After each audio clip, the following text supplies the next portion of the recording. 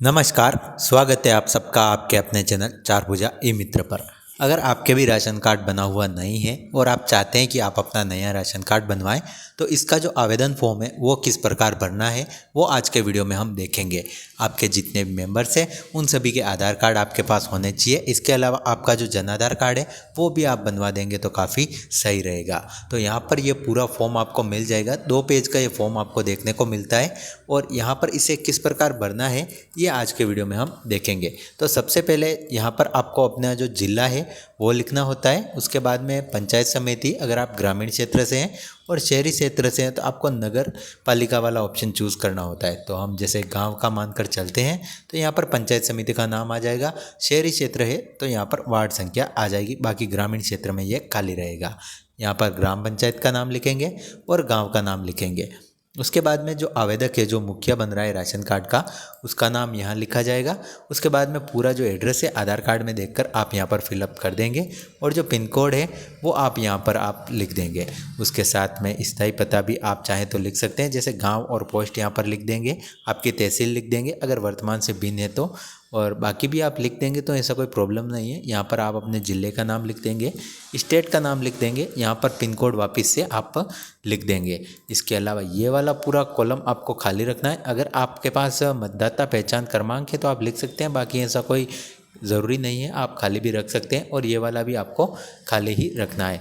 यहाँ पर आपका जो पासपोर्ट साइज़ फ़ोटो है वो आपको यहाँ पर चिपकाना है। और जिस भी अधिकारी से आप यहाँ पर, जैसे सचिव से आप इस पर साइन करवाते हैं, जो आप सील छाप करवाएंगे, तो फ़ोटो के ऊपर भी आपको सील छाप करवानी है।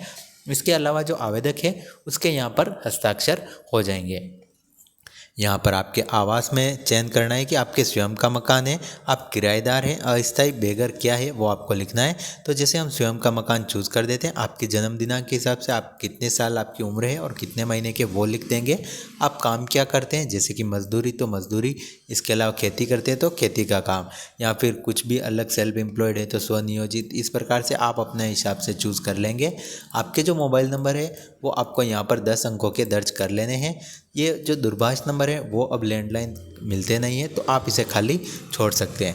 अब यहाँ पर जो जानकारी है वो आपको भरनी है। तो सबसे पहले जो मुखिया है उसका विवरण भरना है। तो मुखिया का नाम आ जाएगा, यहाँ पर मुखिया की माता का नाम, मुखिया के पिता का नाम, अगर वो विवाहित है तो उसके पति या पत्नी का नाम, जेंडर में मेल फीमेल आप यहाँ पर लिख देंगे, जन्म दिनांक आधार कार्ड से लिख देंगे, आधार आईडी यहाँ पर लिख देंगे। विकलांग है तो ठीक, अन्यथा आप NA कर देंगे। अगर कोई विकलांग है तो यहाँ पर यस लिख सकते हैं। सेकंड में आप देखें, सेकंड मेंबर का नाम, उसके माता का नाम, उसके पिता का नाम, जीवन साथी, उसके बाद जेंडर, जन्म दिनांक, और यहाँ पर जो संबंध है, जैसे कि यहाँ पर मुखिया अगर पुरुष है तो उसकी पत्नी का नाम तो यहाँ पर पत्नी लिखेंगे, आधार नंबर लिखेंगे।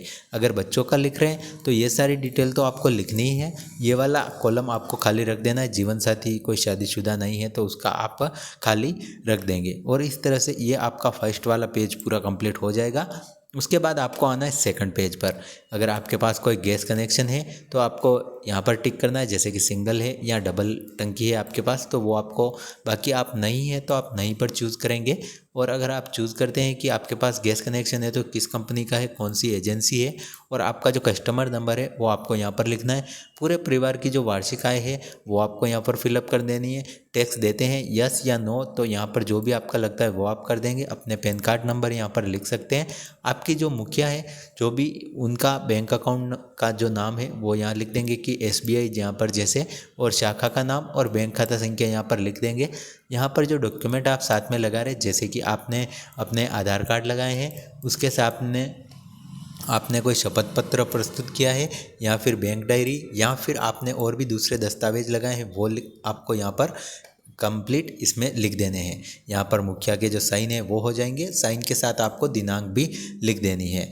तो ये अगर आप किराएदार रहते हैं तो आपको भरना है, बाकी आपका स्वयं का मकान है तो आप इसे खाली छोड़ सकते हैं, कोई समस्या आपको नहीं आएगी। यहाँ पर आप देखें तो ये प्रमाणित करने, जैसे गाँव है तो ग्रामीण इलाके में आप देखें तो आप सरपंच और सचिव दोनों की सील छाप लगवा कर आप ये काम कर सकते हैं। ज़्यादातर आप देखें तो सचिव से ही आपका काम हो जाएगा। यहाँ पर बताए गए हैं कि कौन कौन इसे प्रमाणित कर सकते हैं। तो जो भी राजपत्रित अधिकारी हैं वो यहाँ पर प्रमाणित कर देंगे। ग्रामीण इलाके में सबसे बेस्ट रहता है सचिव से आप अपना काम करवाएं। यहाँ पर वो प्रमाणित कर देंगे कि श्री, उसके बाद आपका नाम आ जाएगा, पुत्र के बाद आपके पिता का नाम, निवासी ने नया राशन कार्ड बनवाने के लिए जो प्रार्थना पत्र दिया है वो बिल्कुल सही है। बाकी ये वाला पूरा आपको कॉलम खाली रखना है, इसमें आपको कुछ भी फिलअप नहीं करना है। इसके साथ में, इस फॉर्म के साथ में आपके जितने भी आधार कार्ड है उन सभी की फ़ोटोकॉपी अटैच करनी है। बच्चे हैं तो उनका जन्म प्रमाण पत्र, अगर आप विवाहित हैं तो विवाह प्रमाण पत्र, अगर आपने किसी से नाम कटवाए हैं मतलब किसी और राशन कार्ड से तो उसका सरेंडर सर्टिफिकेट यहाँ पर आपको ऐड करना है और उसके बाद में ई मित्र से आपको अप्लाई कर लेना है। तो ये पूरी प्रोसेस है। इस फॉर्म को भरने के बाद आप कर सकते हैं। बाकी आपको और कोई समस्या आती है तो आप कमेंट करिएगा, मैं आपकी हेल्प करने की पूरी कोशिश करूँगा। तो उम्मीद करूँगा ये वीडियो आपको ज़रूर पसंद आया होगा। मिलते हैं नेक्स्ट वीडियो में। इस वीडियो में इतना ही। वीडियो देखने के लिए आपका बहुत बहुत धन्यवाद।